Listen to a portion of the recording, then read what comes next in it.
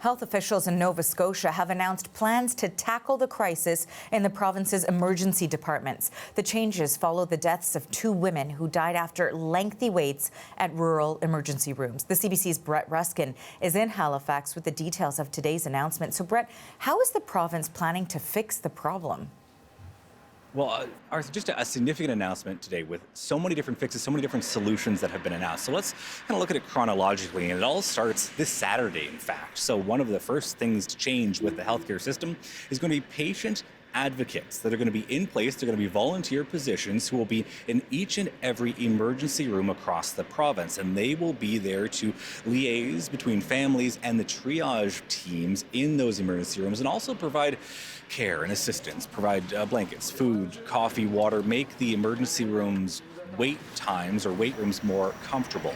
Now, moving on to next month in February, we are going to see an expansion, a significant expansion of the virtual emergency care system. So you go into an emergency room as you typically would, and you could wait and see a doctor in person, or you could have a nurse or a paramedic treat you and chat with you and be offered the opportunity to be taken to a different room and to have a virtual consultation with a physician who is not necessarily there on site, designed as a way to try to keep the flow of patients moving through the emergency room, even if you don't have a high concentration of doctors in that specific location.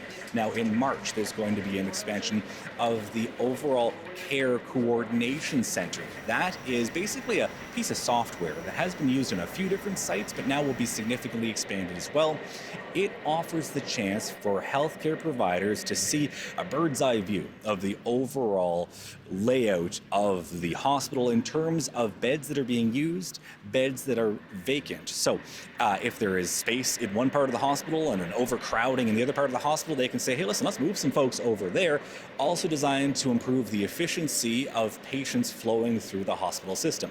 Moving along to March, there's going to be a new course, a new paramedic training course launched in Yarmouth at the community college there. Same course launching in September in Pictou, Nova Scotia, with more paramedics being trained there. There are a few other notes, a few other items that don't have a specific timeline attached to them. One to do with paramedics, that $11,500 tuition rebate available to paramedics who agree to sign on to stay in Nova Scotia, work in Nova Scotia for at least 3 years. Also, an app is being launched to help patients navigate the healthcare system to find out where to get care. And finally, new air ambulance services. So a new plane or a new helicopter to fly more people to Halifax to receive care here in Nova Scotia's capital. So significant changes, numerous changes all announced today here in Halifax. Arthur.